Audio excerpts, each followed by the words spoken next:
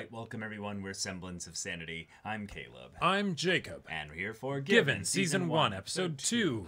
We got our Alright. characters introduced, very, emotionally done. Not too many details as far as, plot stuff that's necessarily gonna happen other than learning music. Yeah, some slight differences in their personalities and in their just general backgrounds. But even then, their backgrounds were only very lightly kind of brought up. Yeah, we got some hintings. Not necessarily wholly positive, backgrounds. No. But they're here. They seem to be doing pretty well, right now. And they became fast friends. So, cool. There's already a little spark, a little something between them. And there's going to be opportunity for that to be explored through music. Indeed. And we've also got our side characters. We've got Sister, who seems to be very much kind of a hard ass, kind of a bit. little bit brute in that regard. But then we also have Kaji and Haruki, which are just lovable dorks. Oh yeah, and absolute ridiculous just side characters to kind of go like, you were getting really fired up there, Oinohama, that's not something we see all the time. I am already dying to get some Kaji focus. I almost said Kaiji, but no. Isn't or the joke kanji. You just don't give him focus at all? Kanji, yes. But Kaji, you are awesome. And just, let's have more time with these characters. So, y'all, without further ado, let's get into this. Alright, everyone, now be sure to go check out the reaction portion of the video in the description below, then come back here for the discussion.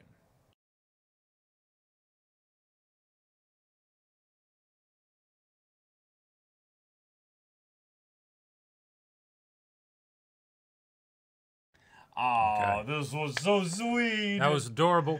Oh, adorable. Uenoyama heard his voice and was just like, oh God. It's still my beating heart. I'm feeling things. Yep. I'm feeling things deep within. Oh, and you so can just wholesome. imagine if any of Sato's fangirls were to have heard that, they would have immediately just been like, okay, no, you can't have him. We won't let you. He's ours. Get back. But in this case here, we've got ourselves a new band member who has a guitar and yet is actually very familiar with music. To the point where it's like, wait a minute, is the reason why he's kind of inclined towards music not just because he has this guitar, but the reason why he even has the guitar is because he actually does know how to sing. He is quite well trained in that regard. Yeah, it felt like something where it feels to me like something where someone close to him either was really into music or is into music or something, or just taught him. Yeah. Right. So he's picked up a lot, but he's not necessarily trained, right? He doesn't know anything about a guitar, right? But that doesn't mean he doesn't know anything about music, though. No, sure. There's a difference between right, but when he was thinking of the song, he's like, oh, I don't really know what the song is called, or the lyrics of the song, but it kind of just goes like this, right? It's. I mean, still, yeah. I would say that most people don't actually have the ability to sing naturally in key, in the right notes. No, and everything like that, exactly. Which he clearly did. Yep. So, odds are he's got a good ear. Yeah. I don't think it's that, though. Okay. I think it's actually that he has been taught how to sing. Gotcha. So he has an understanding of music on some fundamental level. Because everything that he's asked about is basically just guitar stuff. Right. Pretty much. The only thing that would maybe hint that he doesn't really have musical background is when he was playing the guitar, he couldn't tell whether it was in tune or not. The difference, though, is that if he doesn't know what the strings are supposed to sound like, meaning that he doesn't know what note they are, then he might not have that. But yes. Yep. As of right now, he's still a mystery. Right, but this is a great way to, speed up the plot process of the show, given that it's the one core, with the bonus stuff afterwards. Because, if you're having someone that's a total newbie when it comes to guitar, how do you make it so that they can actually be a part of the band in a reasonable amount of time and not be holding the rest of the band members back, right? Yep. Well, okay, apparently he's got a voice like an angel. Sweet. Yep. So we get him in the lead. Now all we need to do is get him to figure out how to play the guitar, and he'll steal people's hearts. He will literally lead us to greatness. Yep. Now, the question is Ueno Yama the only one that has some kind of feeling stirring up right now? Because so far with Sato, he's so muted in terms of his emotional expression. It's hard to tell. It's really hard to tell why he's being he's spending time with Ueno Yama. Yeah. And I feel like it's probably something where because if I recall correctly from the first episode, the hintings at backstory that we got were for Sato, not Ueno Yama, right? Because Ueno Yama is living with his sister, so it's like, all right, we know what his home life is like, right? Yeah, there's no real question about certain things there other than maybe his parents. But sure. But with Sato, we know that there's something there. He doesn't have a dad, and he does have this really nice guitar. Yeah. There's a story there that we're probably going to find out, and I feel like he's bonded so strongly to Ueno Yama because it's kind of a sense of respite, safety, potentially second home. You know, someone who will basically just sort of be there for him, and and maybe show him the ropes of this thing that seems so wonderful that he doesn't understand, right? Yeah. Because if someone's like, whoever gave him that guitar, whether it was it was his dad's and his dad died and that's what he got from his dad, or if it was someone who gave it to him, if the person gave it as a gift, you'd think they would also teach him at the very least what the pegs are, right? Little things like that. But yeah, unless they never saw him again after that. Right. So right now we've got him basically ready to join the band. And the big thing is that where they're going to match up the idea that he knows some stuff about music, either that or he's just got a natural voice, to then his stuff about guitar. That should actually accelerate a lot of the things that actually makes his teaching process, it should make his teaching process go quicker. Yeah. But I'm really curious about this whole, oh, I don't have a dad. Right. That's not actually, technically necessarily accurate. Yeah, there's it's a very curious way to phrase it. Right. Because obviously he could be a baby that was artificially inseminated into, two mothers, and yes, he wouldn't necessarily technically have a strict father in that regard. But if it's something like if his it's dad something like my dad ran died, off or died or or abandoned something, me or something, right? Or then, he doesn't consider him his father, it's still your father, but that's a very curious turn of phrase there. Yeah, it feels like a line that is intentionally being mysterious to keep us from knowing anything, and that could be just the show creators wanting to make sure that they can sort of keep that in the back, for a bit. Maybe. Or it could just be the aspect of Sato's kind of aloof, not necessarily fully present all the time kind of personality, where he just answers the question in a bit of a weird way. Sure. But I'm not sure, right? I feel like either one of those could work, and until the show continues, we won't be able to figure out which it is. Yeah, but then also the stuff with the train, him not having money for the bit there, but then he left, and then they went a different direction? Or something, it seemed like the kind of thing where, they met up later, and it was still just fine, but he didn't, take a long time to get there, so, it's not like he had to walk instead, because I was thinking it's he's actually really poor, and so the idea of music takes money, it's oh no, what do I do? Right. But I feel like we're getting kind of a drip feed kind of mystery thing of here's all the pieces that coalesce into the image of the puzzle that is Sato. Right. Now I'm wondering actually if maybe his family is really well off, but he's kind of being neglected because his parents are too busy or something like that, and so they get him this really nice guitar because it's just sort of this casual thing, right? Or that was just the one thing they let him take when he left. Or sure, yeah, exactly. And then maybe the way that he my mind goes to places like he has a personal chauffeur that he can call because like his family cut his credit line or something, and now he's like, oh, you know. It's weird because when you deal with the story with BL specifically, and you've got two gay guys potentially, there's the opportunity for there to be that kind of stereotypical plot line, which has more or less, I would say, in the last like decade kind of disappeared from a lot of media, where it's the I was kicked out kind of thing.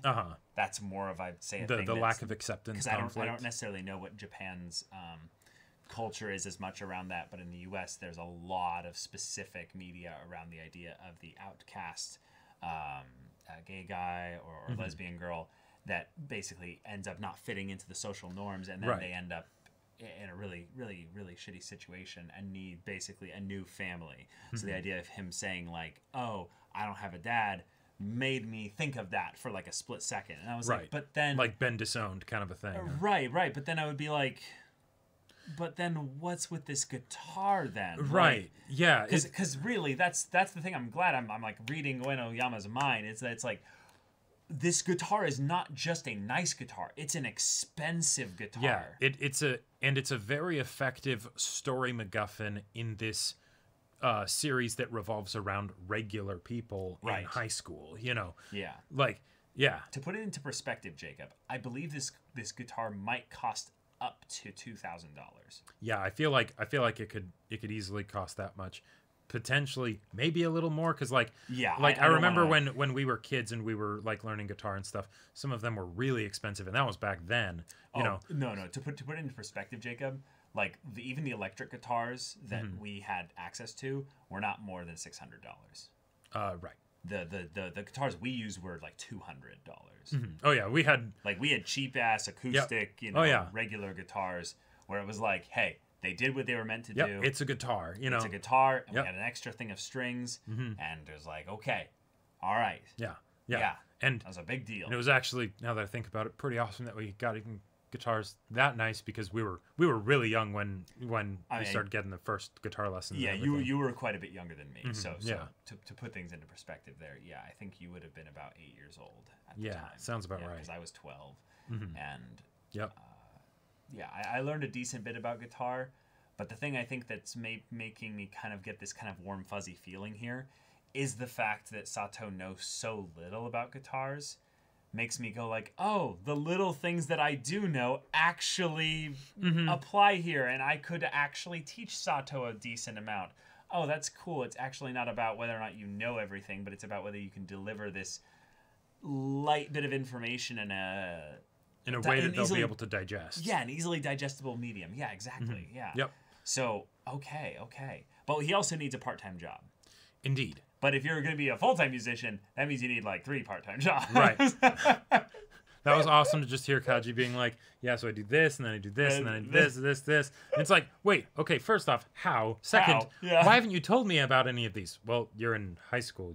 You can't do a lot of these jobs. Right. You know? I love how also Haruki was like, but like, why don't you bring me on any of these jobs? You know, well, no, that was what Oyama said. But Haruki was like, you never told me about this. Like, there's almost this little bit of like couple energy of like, you didn't tell me about all this. There is a part of me that's like, okay, even though Ueno Yama and Sato are like the main 2 characters, I do kind of want Haruki and Kaji to be kind of like the part of the family, but then also like the more experienced couple that can basically just like help guide them through all of the steps in the process and the feelings and everything, and like because the more and more the vibe I get here is that Ueno Yama is not really aware of his own sexuality yet. I don't think so. Yeah. I don't think he's ever really necessarily felt anything in that regard. And hence, like the singing and the friend that's like, "Oh, hey, you haven't been spending time with us. What's going on? Are you guys that close? You know?" Yeah. And then of course, this being something that, you know, is in the episode, you know, something like love, you know, or something. So it's maybe he's falling in love immediately, or maybe it's just that he's feeling that immediate first bit of attraction. Right. And of course, music also just does a lot to the body, so that's another thing. But I wonder if Sato is more in attunement. You know, Yeah, I don't know, because if he's actually already tuned, if that makes sense. Right. You know? He does give me the vibe of that kind of archetype of character where it's they are very sort of aloof and in the clouds when it comes to like concrete things. Other things. Right, yeah, but they yeah. might be like very emotionally in tune and With even themselves. almost too emotionally in tune, you know? Sure. And maybe that could be a way that it could tie into some kind of like complicated past or whatever that he has Okay. where he would feel the emotions too strongly and then all of a sudden it's like, okay, let's get to a good emotional environment, Okay. you know. That doesn't need to be the case. Like I hope that would be awesome if this show ends up doing something that's a lot more like positive and happy and like there doesn't need to be, you know, external conflicts that are all crazy and stuff. But at the same time, there probably will be. At the very least, there's going to be some kind of rival band or something. Because Sure. There are a lot of other characters in the OP that definitely have not been even remotely hinted at right now. So they could have that at like a Battle of the Bands kind of thing, or just at the very least some kind of like, you know, they're going to perform on some stage in front of some other band or what have you, and you know, kind of be the headliners for them to be like, hey, we'll set them up or something, you know. If that is what we get, though, I would absolutely adore that. Like, because the idea of it just being something as simple where the biggest conflict to worry about is, oh yeah, there's this other band and they're really good, but we think we're really good too. Yeah, that would be kind of dumb.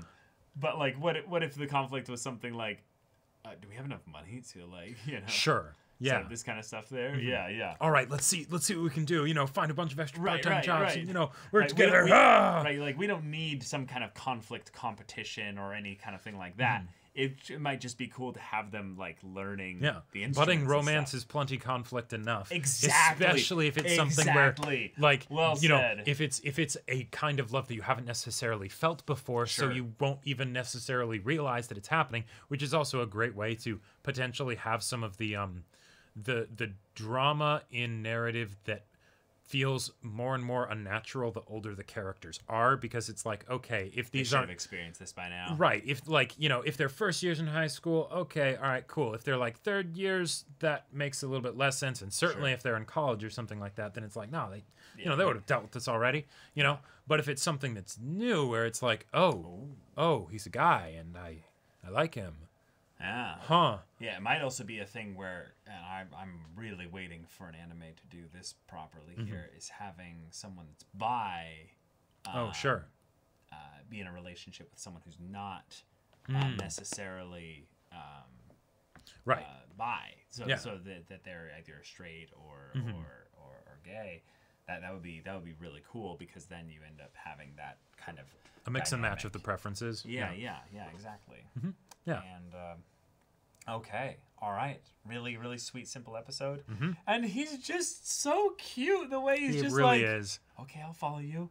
And And then the like, strumming, of the the strumming, chord and over he gets over more again. and more excited. And I definitely didn't do that. Yeah, no. My favorite thing with strumming was that the big chord, not the big chord, I keep calling them chord, strings, the big strings, the E and the A strings specifically. I would love to just and then but then every time I'd hear people strumming, they would be like, and they would strum a lot extra on the bottom 2 or 3 strings. Oh, yeah. And I would be like, oh, okay, but I like that. And then when I was telling someone about that who was way better at guitar than me, he was like, oh, then you just must be, you know, a bassist that's, you know, a bass player that's, you know, being stuck with a guitar. And I'm like, okay. And then I touched a bass guitar and it had the 4 strings. And they're all chunker strings. Yeah, and I could just slap them. I didn't have to pluck them. Right. It was like, oh, this is cool. And then Feel the power. The bass opening for Seven Nation Army by White Stripes. I learned it from there. Nice. And then and then my foster brother, he learned the electric guitar riff. Nice. And I was like, dong, dong, dong, dong, dong, dong, dong, dong, dong. Yeah. And I love that Ueno Yama brought that up of like, if I can get him to play a song, right, then it'll feel a lot more concrete for him, right? Right. You know, because having something like learning an instrument or any endeavor that's more of like a long-term commitment, you know? Yeah. If you're doing it as like work because right, Oh, sorry, go ahead. how do you stoke the hobby to be something that can become a passion? Right. Because if it's something that takes a lot of hard work, you want to be able to do it without it being something that you dread, right? If you keep the passion up, then you'll do it way more than you have to, right? And that's ultimately probably how Uenoyama got started, right? He was so excited to do it that he just did it all the time, and then all of a sudden, oh, I guess I'm pretty good at this, right? Right. You know, even if that ended up taking a long time, whereas now he's like, oh, I need to teach somebody what I don't even really remember the process myself. How do I do so that? long ago. Yeah. Yeah. But all right. Yeah. Really, really good stuff. And y'all, thank you so much for watching this episode's reaction and discussion. If you want to see the next episode's reaction and discussion right now, though, go check out the link in the description below for our Patreon. You can get on early access there. You can watch full-length timer reactions there, and all this comes with Discord access. You can chat with us in the community there about this show, about anime in general, and also be sure to check out our Twitch channel. we stream every weekday. The info's in the description. Yeah, so if any of that interests you, we'll see you there. But until then, we're Semblance of Sanity. I'm Caleb. I'm Jacob. And we'll see you all Next time.